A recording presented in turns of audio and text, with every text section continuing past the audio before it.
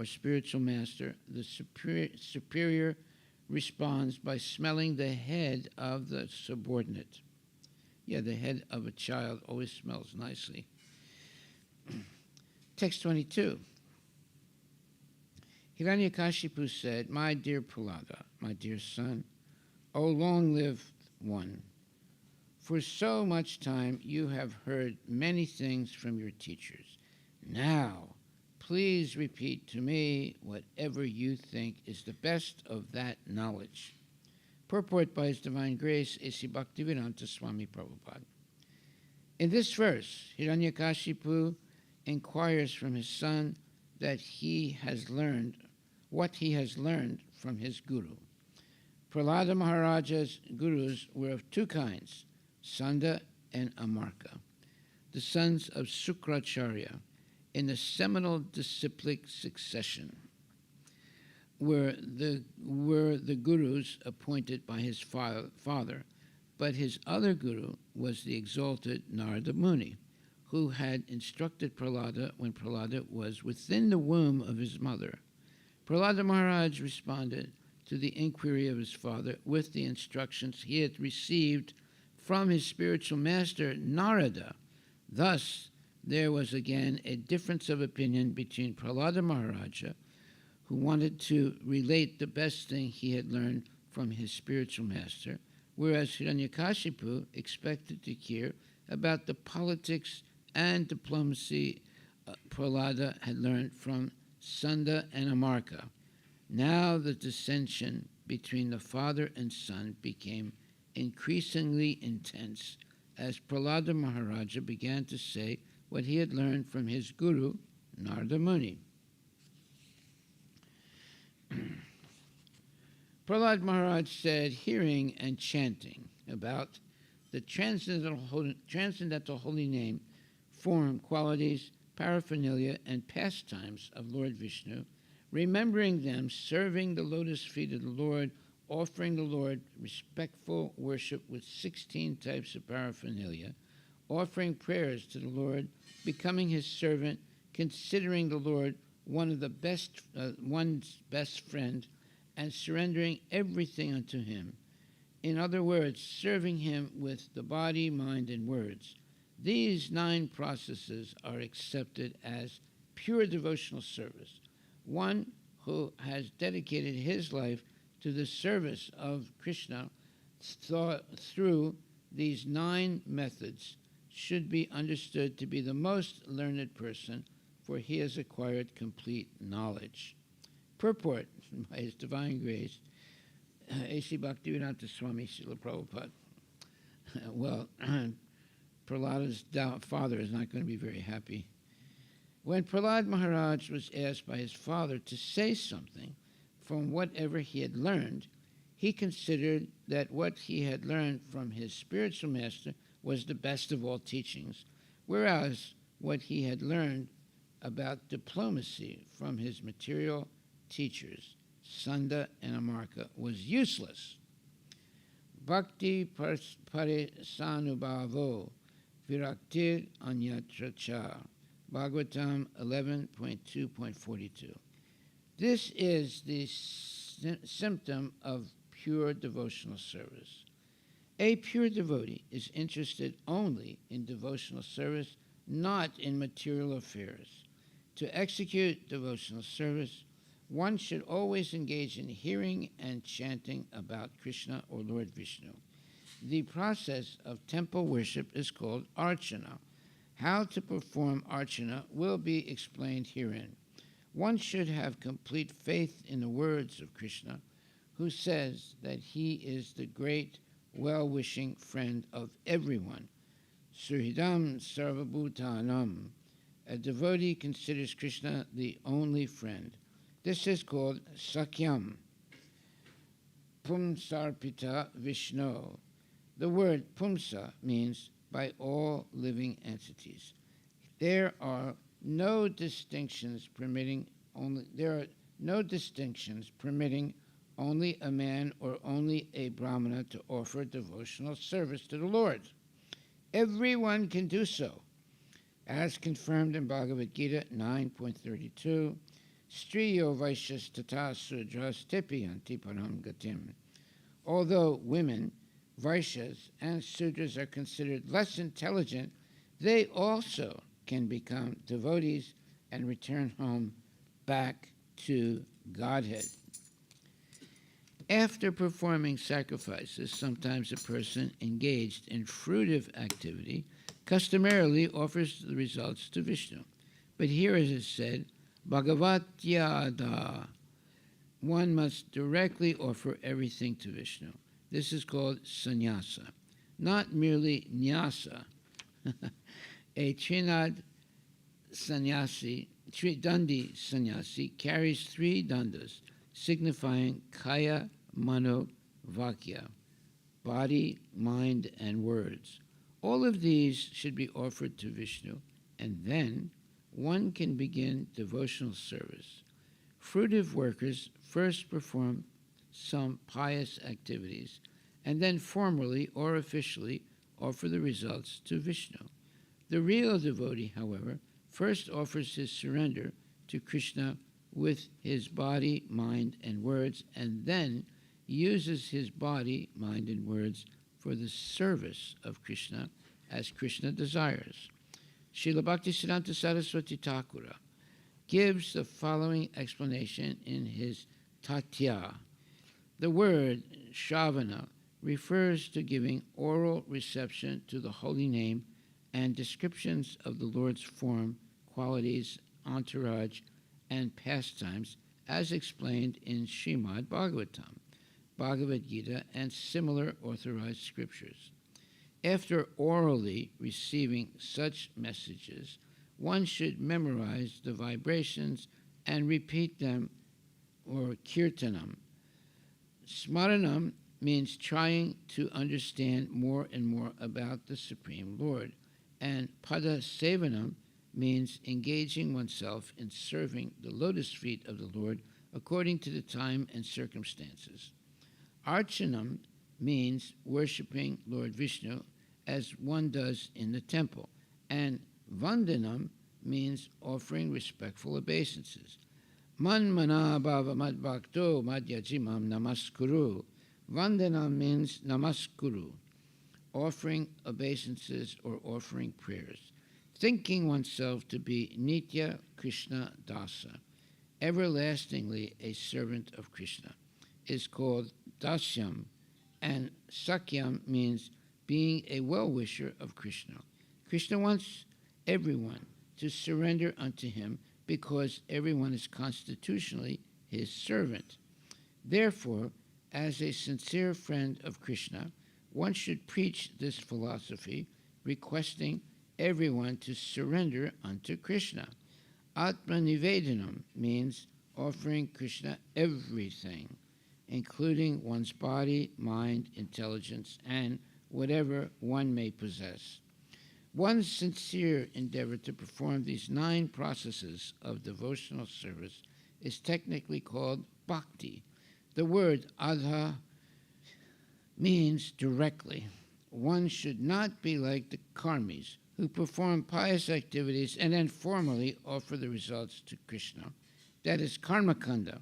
One should not aspire for the results of his pious activities, but should dedicate oneself fully and then act piously.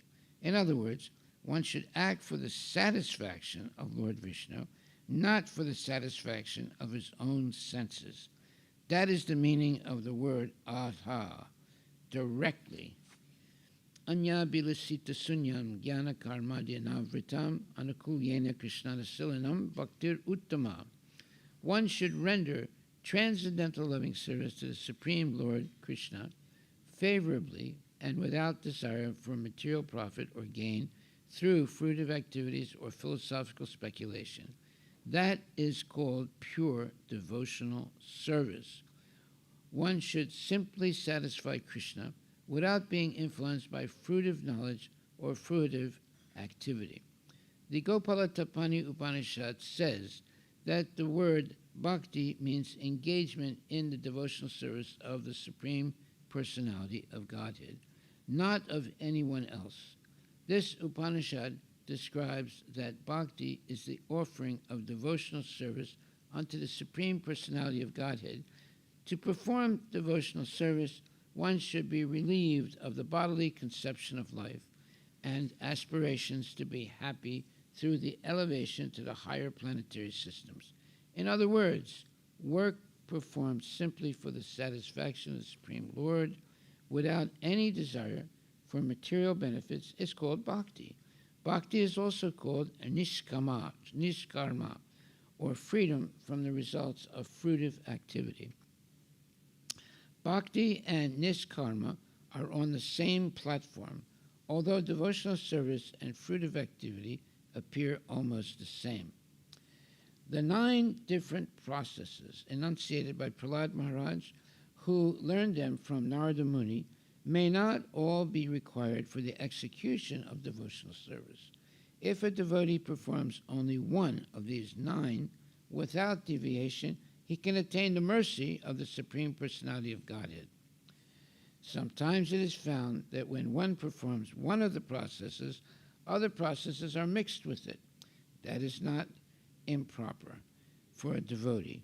When a devotee executes any one of the 9 processes, Nava Lakshana, this is sufficient. The other 8 processes are included. Now, let us discuss these 9 different processes. 1. Shravanam, hearing of the holy name of the Lord. Shravanam is the beginning of devotional service. Although any one of the 9 processes is sufficient, in chronological order, the hearing of the holy name of the Lord is the beginning. Indeed, it is essential, as enunciated by Lord Shri Krishna Chaitanya, Prabhu Mahaprabhu, Chaturdarpana Marjanam. By chanting the holy name of the Lord, one is cleansed of the material conception of life, which is due to the dirty modes of material nature. When the dirt is cleansed from the core of one's heart, one can realize the form of the Supreme Personality of Godhead. Ishvara Parama Krishna Satchitananda Vigraha. Thus, by hearing the holy name of the Lord, one comes to this platform of understanding the personal form of the Lord. After realizing the Lord's form, one can realize the transcendental qualities of the Lord. And when one can understand his transcendental qualities, one can understand the Lord's associates. In this way, a devotee advances further and further toward complete understanding of the Lord as he awakens in realization of the Lord's holy name, transcendental form, and qualities. His paraphernalia and everything pertaining to him. Therefore, the chronological process is Shravanam Kirtanam Vishnu. This same process of chronological understanding holds true in chanting and remembering. When the chanting of the holy name, form, qualities, and paraphernalia is heard from the mouth of a pure devotee, his hearing and chanting are very pleasing. Srila Sanatana Goswami has forbidden us to hear the chanting of an artificial devotee or non-devotee. Hearing from the text of Srimad Bhagavatam is considered the most important process of hearing. Srimad Bhagavatam is full of transcendental chanting of the holy name, and therefore the chanting and hearing of Srimad Bhagavatam are transcendentally full of mellows. The transcendental the transcendental holy name of the Lord may be heard and chanted according to the attraction of the devotee. One may chant the holy name of Lord Krishna, or one may chant the holy name of Lord Rama, or Nrsingadeva. Ramadi Murtisu Kala Niyamena Tistan. The Lord has innumerable forms and names, and devotees may meditate upon a particular form and chant the holy name according to his attraction. The best course is to hear of the holy name, form, and so on from a pure devotee of the same standard as oneself. In other words, one who is attached to Krishna should chant and hear from other pure devotees who are also attached to Lord Krishna. The same principle applies for devotees attracted by Lord Rama, Lord Nrsimha, and other forms of the Lord. Because Krishna is the ultimate form of the Lord, Krishnastu Bhagavan Swayam, it is best to hear about Lord Krishna's name, form, and pastimes from a realized devotee who is particularly attracted by the form of Lord Krishna. In Srimad Bhagavatam, great devotees like Sukadeva Goswami have specifically described Lord Krishna's holy name, form, and qualities. Unless one hears about the holy name, form, and qualities of the Lord, one cannot clearly understand the other processes of devotional service. Therefore, Sri Chaitanya Mahaprabhu recommends that one chant the holy name of Krishna, Param Vijayate Shri Krishna Sankirtanam, if one is fortunate enough to hear from the mouth of realized devotees. He is very easily successful on the path of devotional service. Therefore, hearing of the holy name, form, and qualities of the Lord is essential. In Srimad Bhagavatam 1.5.11, there is this verse, Tadvak Visargo Janataga Viplabo Yasmin Prapti Slokam Abad Davati Api Namani Anantasya Yaso Nikitani Yat Shinvanti Gayanti Grinanti Sadhava. Verses describing the name, form, and qualities of Ananta Deva, the unlimited Supreme Lord, are able to vanquish all the sinful reactions of the entire world. Therefore, even if such verses are improperly composed, devotees hear them, describe them, and accept them as bona fide and authorized. In this connection, Sridhara Swami has remarked that a pure devotee takes advantage of another pure devotee by trying to hear from him about the holy name, form, and qualities of the Lord. If there is no such opportunity, he alone chants and hears the Lord's holy name. That is chanting out loud. See, that way you can hear what you're saying. 2. Kirtanam. The hearing of the holy name has been described above. Now, let us try to understand the chanting of the holy name, which is the second item in the consecutive order. It is recommended that such chanting be performed very loudly. No quiet chanting. One should loudly chant. In Srimad Bhagavatam, Narada Muni says that without shame, he began traveling all over the world, chanting the holy name of the Lord. Similarly, Sri Chaitanya Mahaprabhu has advised, Janadapi sunichena tarurapi saistana amani namanadeva kirtaniya sadahari. A devotee can very peacefully chant the holy name of the Lord by behaving more humbly than the grass, being tolerant like a tree, and offering respects to everyone without expecting honor from anyone else.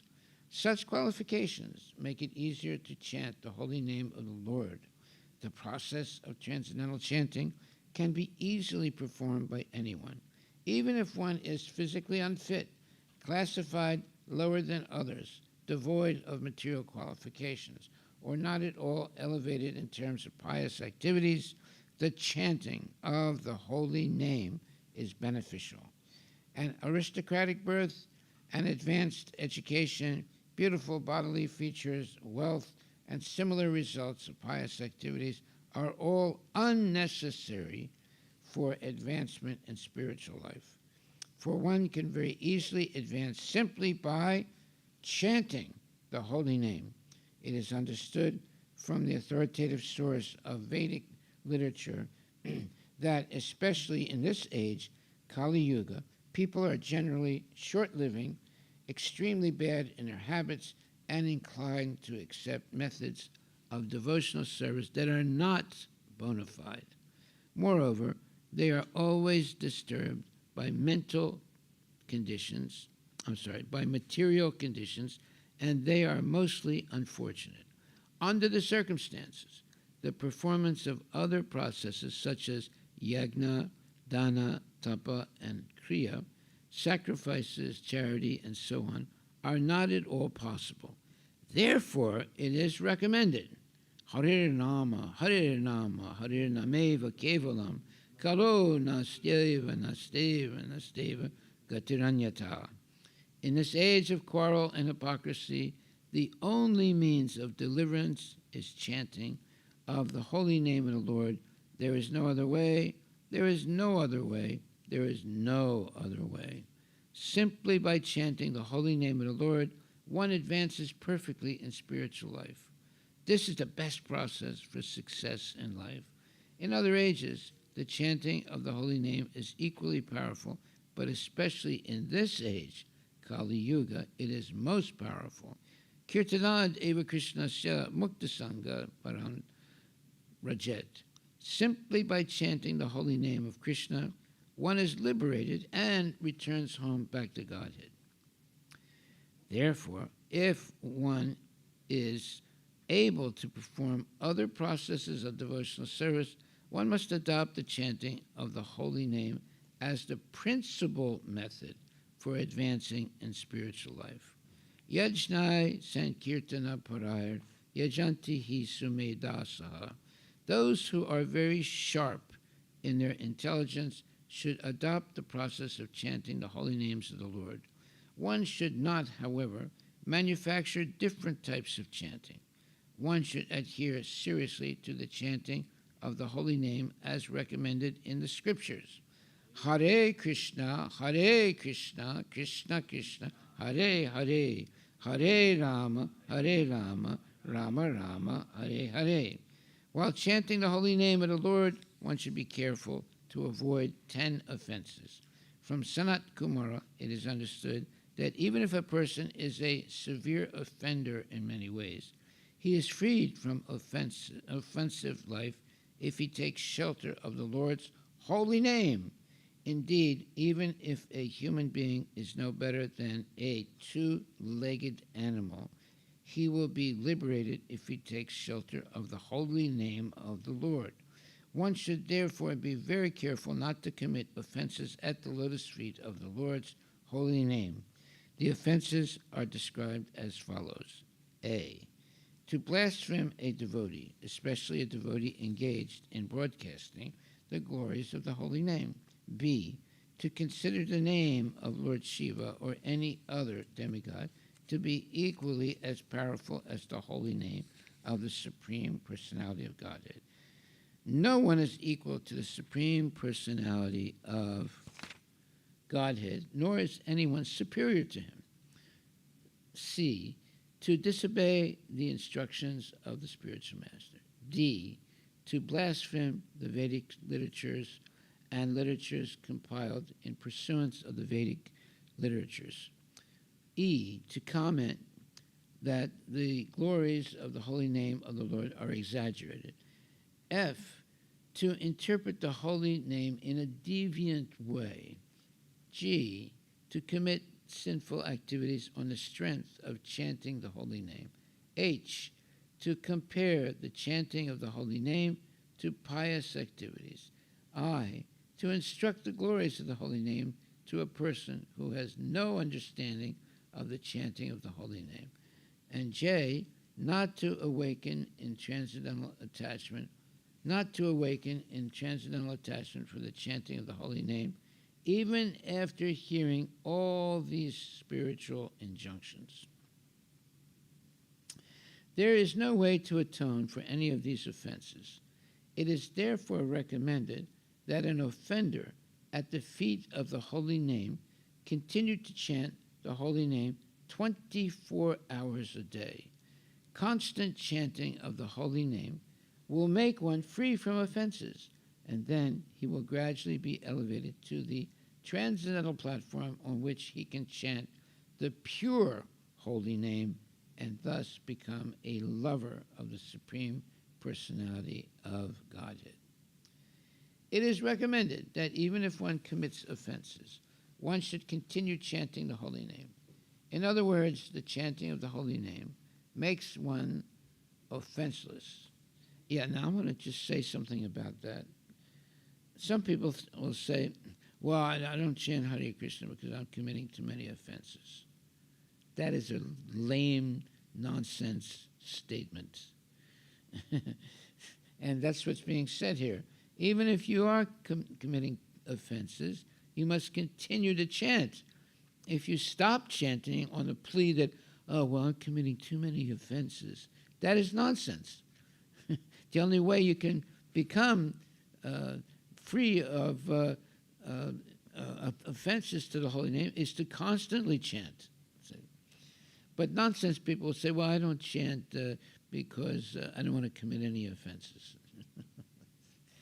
In the book Nama Kaumudi, it is recommended that if one is an offender at the lotus feet of a Vaishnava, he should submit to that Vaishnava and be excused. Similarly, if one is an offender in chanting the holy name, he should submit to the holy name and thus be freed from his offenses. In this connection, there is the following statement spoken by Daksha to Lord Shiva. I did not know the glories of your personality, and therefore I committed an offense at your lotus feet in the open assembly. You are so kind, however, that you did not accept my offense. Instead, when I was falling down because of accusing you, you saved me by your merciful glance. You are the most great, you are the most great. Kindly excuse me and be satisfied with your own exalted qualities. Nice statement. One should be very humble and meek to offer one's desires and chant prayers composed in glorification of the holy name, such as Ai Mukta Kular, Upasya Manam, and Nivrita Tarser, Upagiyam Manad. One should chant such prayers to become free from offenses at the lotus feet of the holy name. Smaran, number 3, Smaran. After one regularly performs the processes of hearing and chanting, and after the core of one's heart is cleansed, Smaranam, remembering, is recommended. In Srimad Bhagavatam 2.1.11, Sukadeva Goswami tells King Parikshit, Etan nevidyadamanan, Etan nevidyadamana, Ichatam akutabayam, yoginam apnipa nirnitam, harir naman ukirtanam. O King, for great yogis who have completely renounced all material connections, for those who desire all material enjoyment, and for those who are self-satisfied by dint of transcendental knowledge, constant chanting of the holy name of the Lord is recommended. According to different relationships with the Supreme Personality of Godhead, there are varieties of Namanukirtanam, chanting of the holy name, and thus, according to different relationships and mellows, there are 5 kinds of remembering. These are as follows. A. Conducting research into the worship of a particular form of the Lord. B. Concentrating the mind on one subject and withdrawing the mind's activities of thinking, feeling, and willing from all other subjects. C. Concentrating upon a particular form of the Lord. This is called meditation. D. Concentrating one's mind continuously on the form of the Lord. This is called Dhruvanusmriti, or perfect meditation. And E. Awakening a likening for concentration upon a particular form. This is called samadhi or trance. Mental concentration upon particular pastimes of the Lord in particular circumstances is also called remembrance. Therefore, samadhi trance can be possible in 5 different ways in terms of one's relationship. Specifically, the trance of devotees on the stage of neutrality is called mental concentration. 4. Pada Sevanam. According to one's taste and strength, hearing, chanting, and remembrance may be followed by Pada Sevanam. one obtains the perfection of remembering when one constantly thinks of the lotus feet of the Lord. Being intensely attached to thinking of the Lord's lotus feet is called pada sevanam. When one is particularly adherent to the process of pada sevanam, this process gradually includes other processes such as seeing the form of the Lord, touching the form of the Lord, circumambulating the form or temple of the Lord, visiting such places as Jagannath Puri, Dwarka, and Mathura to see the Lord's form, and bathing in the Ganges or Yamuna. Bathing in the Ganges and serving a pure Vaishnava are also known as Tadiya Upasanam. This is also Pada Sevanam. The word Tadiya means in relationship with the Lord. Service to the Vaishnava, Tulasi, Ganges, and Yamuna are included in Pada Sevanam. All these processes of Pada Sevanam help one advance in spiritual life very quickly. Point number 5, Archanam. After Pada Sevanam comes the process of Archanam, worship of the deity. If one is interested in the process of Archanam, one must positively take shelter of a bona fide spiritual master and learn the process from him. There are many books for Archana, especially Narada Pancharatra. In this age, the Pancharatra system is particularly recommended for Archana, deity worship. There are two systems of Archana, the Bhagavata system and the Panchatariki system. Pancharatriki system. In the Srimad Bhagavatam, there is no recommendation of Pancharatriki worship because in this Kali Yuga, even without deity worship, everything can be perfectly performed simply through hearing, chanting, remembering, and worship of the lotus feet of the Lord. Rupa Goswami states, Shri Vishnu Shavane Parikshit Abhavad Vaya Sakhi Kirtane, and so forth. Parikshit Maharaj attained salvation simply by hearing, and Sukadeva Goswami attained salvation simply by chanting. Prahlad Maharaj attained salvation by remembering the Lord. The goddess of fortune, Lakshmi Devi, attained perfection by worshiping the Lord's lotus feet. Prithu Maharaja attained salvation by worshiping the deity of the Lord. Akrura attained salvation by offering prayers. Hanuman by rendering service. Arjuna by establishing friendship with the Lord. And Bali Maharaja by offering everything to the service of the Lord. All these great devotees served the Lord according to a particular process, but every one of them attained salvation and became eligible to return home back to Godhead. This is explained in Srimad Bhagavatam. It is therefore recommended that initiated devotees follow the principles of Narada Pancharatra by worshiping the deity in the temple, especially for householder devotees who are opulent in material possessions. The path of deity worship is strongly recommended.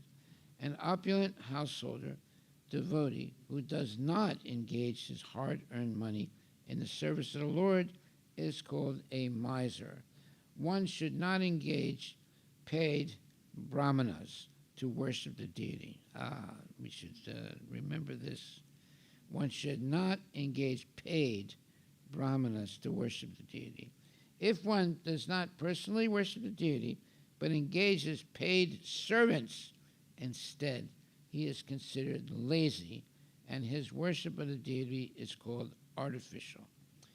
An opulent householder can collect luxurious paraphernalia for deity worship, and consequently for householder devotees, the worship of the deity is compulsory. In our Krishna consciousness movement, there are brahmacharis, grihastas, vanaprasthas, and sannyasis. But the deity worship in the temple should be performed especially by the householders. The brahmacharis can go with the sannyasis to preach, and the vanaprasthas should prepare themselves for the next status of renounced life, sannyasa. Grihastha devotees, however, are generally engaged in material activities, and therefore, if they do not take to deity worship, their falling down is positively assured. Deity worship means following the rules and regulations precisely. That will keep one steady in devotional service. Generally, householders have children, and then the wives of the householders should be engaged in caring for the children, just as women acting as teachers care for the children in a nursery school. Grihastha devotees must adopt the archana vidi, or deity worship, according to the suitable arrangements and directions given by the spiritual master. Regarding those unable to take to the deity worship in the temple, there is the following statement in the Agni Purana. Any householder, devotee circumstantially unable to worship the deity must at least see the deity worship, and in this way he may achieve success also. The special purpose of deity worship is to keep oneself always pure and clean. Grihastha devotees should be actual examples of cleanliness. Deity worship should be continued along with hearing and chanting. Therefore, every mantra is preceded by the word Nama. In all the mantras, there are specific potencies of which the Grihastha devotees must take advantage. There are many mantras preceded by the word Nama, but if one chants the holy name of the Lord, he receives the result of chanting Nama many times. By chanting the holy name of the Lord, one can reach the platform of love of Godhead. One might ask, then, what is the necessity of being initiated? The answer is that even though the chanting of the holy name is sufficient to enable one to progress in spiritual life to the standard of love of Godhead, one is nonetheless susceptible to contamination because of possessing a material body. Consequently, special stress is given to the archana vidi. One should therefore regularly take advantage of both the Bhagavata process and the Panchatriki process. Well, one is always chanting Hare Krishna, and the other is worshiping the deity. Deity worship has two divisions, namely pure and mixed, with fruitive activities. For one who is steady, deity worship is compulsory. Observing the various types of festivals, such as Shri Janmastami, Rama Navami, and Nrsimha Chaturdasi, is also included in the process of deity worship. In other words, it is compulsory for householder devotees to observe these festivals. Now, let us discuss the offenses in deity worship. The following are offenses. A, to enter the temple with shoes or being carried on a palanquin. B, not to observe the prescribed festivals. C, to avoid offering obeisances in front of the deity. D, to offer prayers in an unclean state, not having washed one's hands after eating. E, to offer obeisances with one hand. F, circumambulate directly in front of the deity. G, to spread one's legs before the deity. H, to sit before the deity while holding one's ankles with one's hands. I, to lie down before the deity. J, to eat before the deity. K, to speak lies before the deity. L, to address someone loudly before the deity. M, to talk nonsense before the deity. N, to cry before the deity. O, to argue before the deity. R, wait a minute, did I miss something? Let's see, to argue before the deity. P, to chastise someone before the deity. Q, to to show someone favor before the deity. R, to use harsh words before the deity. S, to wear a woolen blanket before the deity. T, to blaspheme someone before the deity. U, to worship someone else before the deity. V, to use vulgar language before the deity. W, to pass air before the deity. X, to avoid very opulent worship of the deity, even though one is able to perform it. Y, to eat something not offered to the deity. Z, to avoid offering fresh fruits to the deity according to the season. And double A, to offer food to the deity which has already been used or from which has been given to others. In other words, food should not be distributed to anyone else until it has been offered to the deity. And double B, to sit with one's back toward the deity. Double C, to offer obeisances to someone else in front of the deity. Double D, not to chant proper prayers when offering obeisances to the spiritual master. Double E, to praise oneself before the deity. And double F, to blaspheme the demigods. In the worship of the deity, these 32 offenses should be avoided. In the Varaha Purana, the following offenses are mentioned. A, to eat in the house of a rich man. B, to enter the deity's room in the dark. C, to worship the deity without following the regulative principles. D, to enter the temple without vibrating any sound. E, to collect food that has been seen by a dog. F, to break silence while offering worship to the deity. G, to go to the toilet during the time of worshiping the deity. H, to offer incense without offering flowers. I, to worship the deity with forbidden flowers. J, to begin worship without having washed one's teeth. K, to begin worship after sex. L, to touch a lamp, dead body, or a woman during her menstrual period, or to put on red or bluish clothing, unwashed clothing, the clothing of others, or soiled clothing. Other offenses are to worship the deity after seeing a dead body, to pass air before the deity, to show anger before the deity, and to worship the deity just after returning from a crematorium. After eating, one should not worship the deity until one has digested his food, nor should one touch the deity or engage in any deity worship after eating safflower oil or hing. These are all offenses.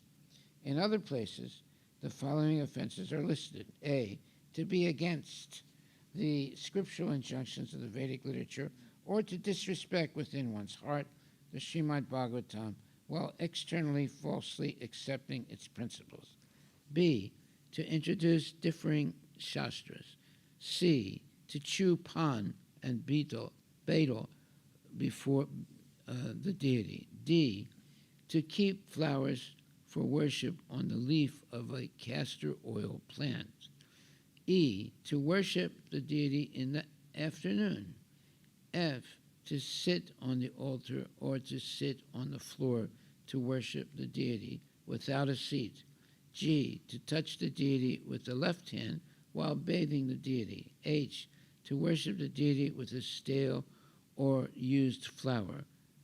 I, to spit while worshiping the deity. J, to advertise one's glory while worshiping the deity. K, to apply tilaka to one's forehead in a curved way. L, to enter the temple without having washed one's feet. M, to offer the deity food cooked by an uninitiated person. N, to worship the deity and offer bhoga to the deity within the vision of an uninitiated person or non-Vaishnava. O, to offer worship to the deity without worshiping Vaikuntha deities like Ganesha. P, to worship the deity while perspiring. Q, to refuse flowers offered to the deity. R, to take a vow or oath in the holy name of the Lord. If one commits any of the above offenses, one must read at least one chapter of Bhagavad Gita. This is confirmed in the Skanda Purana, Avanti Kanda. Similarly, there is another injunction stating that one who reads the 1,000 names of Vishnu can be released from all offenses. In the same Skanda Purana, Reva Kanda, it is said that one who recites prayers to Tulasi or sows a Tulasi seed is also freed from all offenses. Similarly, one who worships the Shalagrama Shila can also be relieved of offenses. In the Brahmanda Purana, it is said that one who worships Lord Vishnu, whose 4 hands bear a conch shell, disc, lotus flower, and club, can be relieved from the above offenses. In the Adi Varaha Purana, it is said that a worshipper who has committed offenses may fast for 1 day at the holy place known as Sokrava and then bathe in the Ganges. In the process of worshiping the deity, it is sometimes enjoined that one worship the deity within the mind. In the Padma Purana Uttarakanda, it is said, all persons can generally worship within the mind. Gautamiya Tantra states, for a sannyasi who has no home, worship of the deity within the mind is recommended. In the Narada Pancharatra, it is stated by Lord Narayana that worship of the deity within the mind is called Manasa Puja. One can become free from the 4 miseries by this method. Sometimes worship from the mind can be independently executed. According to the instruction of Avirhotra Muni, one of the Nava Yogendras, as mentioned in Srimad Bhagavatam, one may worship the deity by chanting all the mantras. 8 kinds of deities are mentioned in the Shastra, and the mental deity is one of them. In this regard, the following description given in the Brahma Vaivarta Purana. In the city of Pratisthana Pura, long ago there resided a Brahmana who was poverty-stricken, but innocent and not dissatisfied. One day he heard a discourse in an assembly of Brahmanas concerning how to worship the deity in the temple. In that meeting, he also heard that the deity may be worshipped within the mind. After this incident, the Brahmana, having bathed in the Godavari river, began mentally worshiping the deity. He would wash the temple within his mind, and then in his imagination he would bring water from all the sacred rivers in golden and silver water pots. He collected all kinds of valuable paraphernalia for worship, and he worshipped the deity very gorgeously, beginning from bathing the deity and ending with offering arati. Thus he felt great happiness. After many years had passed in this way, one day within his mind he cooked nice sweet rice with ghee to worship the deity. He placed the sweet rice on a golden dish and offered it to Lord Krishna. But he felt that the sweet rice was not very hot, and therefore he touched it with his finger. He immediately felt that his finger had been burned by the hot, sweet rice, and thus he began to lament. While the Brahmana was in pain, Lord Vishnu in Vaikuntha began smiling, and the goddess of fortune inquired from the Lord why he was smiling. Lord Vishnu then ordered his associates to bring the Brahmana to Vaikuntha. Thus the Brahmana attained the liberation of Samipya, the facility of living near the Supreme Personality of Godhead. Number 6, Vandanam. Although prayers are a part of deity worship, they may be considered separately like other items, such as hearing and chanting. and therefore separate statements are given herewith. The Lord has unlimited transcendental qualities and opulences, and one who feels influenced by the Lord's qualities in various activities offers prayers to the Lord. In this way, he becomes successful. In this connection, the following are some of the offenses to be avoided. A. To offer obeisances on one hand. B. To offer obeisances with one's body covered. C. To show one's back to the deity. D. To offer obeisances on the left side of the deity. E. To offer obeisances very near the deity. 7. Dasyam. There is the following statement in regard to assisting the Lord as a servant. After many, many thousands of births, when one comes to understand that he is an eternal servant of Krishna, one can deliver others from this universe. If one simply continues to think that he is an eternal servant of Krishna, even without performing any other process of devotional service, he can attain full success, for simply by his feeling one can perform all 9 processes of devotional service. Point 8, Sakyam. In regard to worshiping the Lord as a friend, the Agastya Samhita states that a devotee engaged in performing devotional service by Shravanam and Kirtanam sometimes wants to see the Lord personally, and for this purpose he resides in the temple.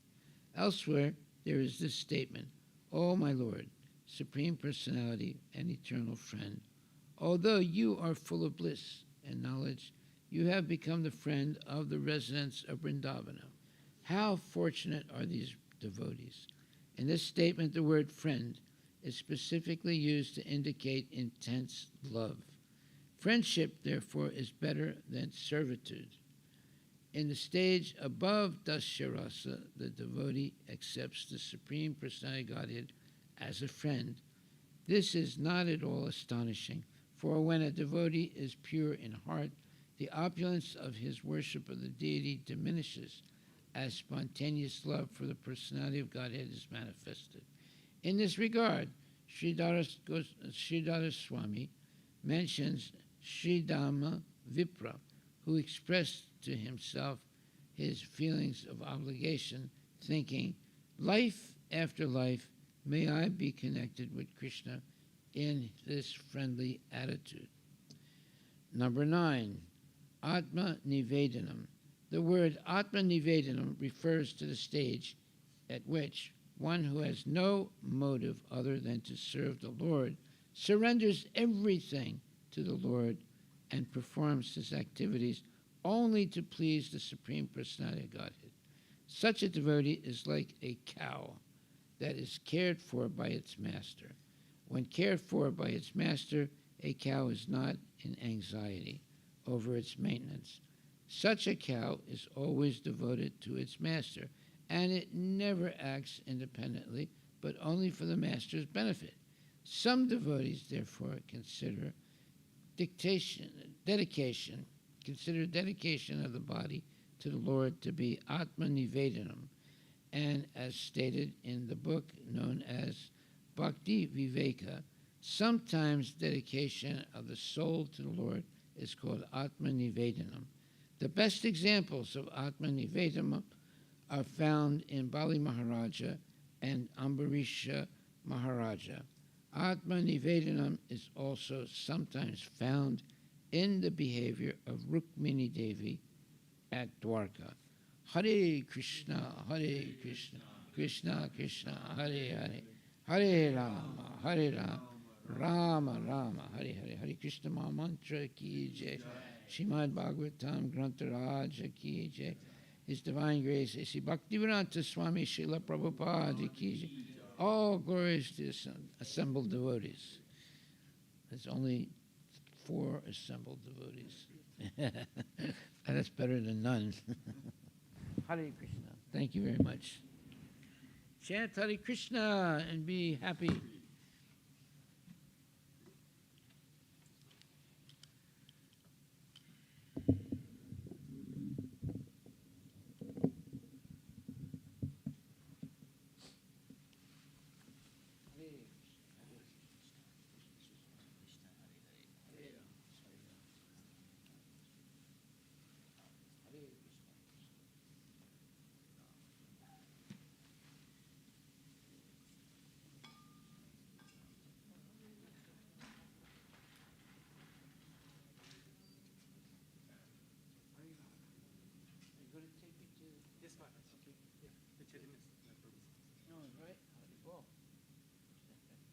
Hare Krishna.